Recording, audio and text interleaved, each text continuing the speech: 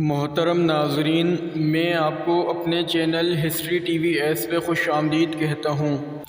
دوستوں، اس دنیا میں روزانہ شاید ہزاروں لوگ آتے ہیں اور اپنے حصے کی زندگی گزارتے اور یہاں سے چلے جاتے ہیں۔ کچھ عرصے بعد لوگ بھی انہیں بھول بھال جاتے ہیں، لیکن بعض حضرات ایسے عظیم الشان انداز سے زندگی گزارتے ہیں کہ صدیوں بعد آنے والے لوگ بھی ان کو یاد کرتے اور ان سے محبت رکھتے ہیں، حالانکہ انہیں دیکھا بھی نہیں ہوتا۔ ہمارے محبوب قائد محمد علی جناح کی شخصیت بھی انہی میں سے ایک ہے۔ قائد اعظم محمد علی جناح شروع سے ہی سخت محنت کے عادی تھے۔ آپ کے والد صاحب ایک امیر تاجر تھے، اس لیے آپ کو زیادہ محنت کی ضرورت نہیں تھی۔ اس کے باوجود قائد اعظم سخت محنت کرتے تھے۔ آپ کے والد کا بہت بڑا اسطبل تھا جس میں ہر نسل کے گھوڑے موجود تھے۔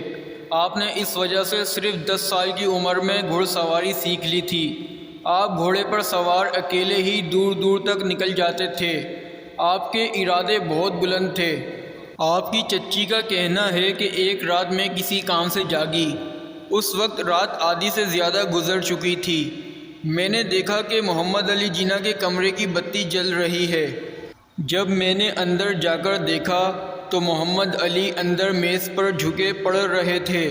میں نے کہا، اگر اتنا پڑھو گے تو صحت خراب ہو جائے گی۔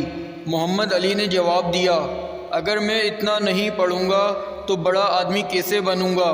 آپ کی اس محنت کی وجہ سے آپ نے 10ویں جماعت اچھے نمبروں سے پاس کر لی۔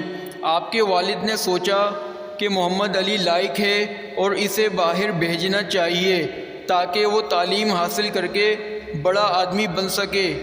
اس لیے قائد اعظم کو انگلستان بھیجنے کا فیصلہ کیا گیا۔ اس سے قائد اعظم بہت خوش ہوئے۔ جب آپ انگلستان جانے لگے تو دوسری خواتین کی طرح آپ کی چچی بھی رونے لگیں۔ آپ نے اپنی چچی سے کہا کہ اگر میں پڑھوں گا نہیں تو بڑا آدمی کیسے بنوں گا؟ اس لیے مجھے ہنسی خوشی رخصت کرو۔ اگر آپ نے اس حالت میں مجھے رخصت کیا تو میں بھی پریشان رہوں گا۔ آپ کی یہ بات سن کر چچی مسکرا دیں۔ آپ نے انگلستان میں رہ کر اتنی محنت کی جس کا نتیجہ یہ نکلا کہ آپ بیرسٹر بن کر واپس آئے۔ آپ نے سخت محنت کی اور بڑا آدمی بن کر ثابت کر دیا کہ جو آدمی محنت کرتا ہے اس کی محنت ضائع نہیں ہوتی اور اسے اس محنت کا پھل ضرور ملتا ہے۔ یہ واقعہ 1941 کا ہے، جب مسلم اسٹوڈنٹ فیڈریشن لاہور نے یوم پاکستان کا خصوصی اہتمام کیا اور اس کی صدارت کے لیے قائد اعظم کو بلایا۔ قائد اعظم تشریف لائے۔ اس وقت فلیٹیز ہوٹل لاہور میں سب سے اچھا ہوٹل تھا۔ آپ نے اس میں قیام فرمایا۔ اجلاس بڑی شان سے ہوا۔ اس کے بعد انتظام کرنے والے ہوٹل کا بل ادا کرنے پہنچے تو قائد اعظم کی طرف سے بل پہلے سے ادا ہو چکا تھا۔ منتظمین کو اس پر بڑی شرمندگی محسوس ہوئی۔ وہ سب قائد اعظم کی خدمت میں حاضر ہوئے تو قائد اعظم نے ان کے چہروں سے بھاپ لیا اور کہا کہ میرے نوجوان دوستو، آخر میرا بھی تو کچھ فرض تھا۔ میں ایسا آدمی نہیں ہوں کہ قوم کی خدمت کا دعویٰ تو کروں لیکن اپنی جیب سے خرچ کچھ بھی نہ کروں۔ یہ سن کر لوگ مطمئن ہو گئے۔ دوستوں، قائد اعظم فضول خرچی کو پسند نہیں کرتے تھے کیونکہ روپیہ پیسہ بچانا آپ کی عادت تھی۔ ہر کام سوچ سمجھ کر کرتے تھے۔ جب آپ گورنر جنرل بنے تو آپ نے مشرقی پاکستان کا دورہ کرنے کا پروگرام بنایا۔ آپ کے پاس ایک بہت پرانا جہاز تھا جو ہندوستان کی تقسیم کے وقت گورنر جنرل کے حصے میں آیا تھا۔ اس میں ہی آپ نے مشرقی پاکستان کا دورہ کیا۔ دوستوں، چونکہ یہ جہاز بہت پرانا تھا اس لیے تیل بھی زیادہ خرچ ہوتا تھا۔ اس لیے مشرقی پاکستان پہنچنے سے پہلے دہلی میں پالم پور کے ہوائی اڈے پر اترنا پڑتا تھا۔ قائد اعظم نے یہ فیصلہ کیا کہ وہ ہندوستان کی زمین پر قدم بھی نہیں رکھیں گے۔ اس لیے آپ نے فرمایا کہ کوئی ایسا انتظام کیا جائے جس سے دہلی میں نہ اترنا پڑے۔ اس کی صرف ایک ہی صورت تھی کہ کسی مخصوص طیارے سے سفر کیا جائے۔ اس بات کا پتہ قائد اعظم کو چلا تو انہوں نے کہا سب سے پہلے اس کے کرایے کا پتہ کیا جائے کہ کتنا ہے۔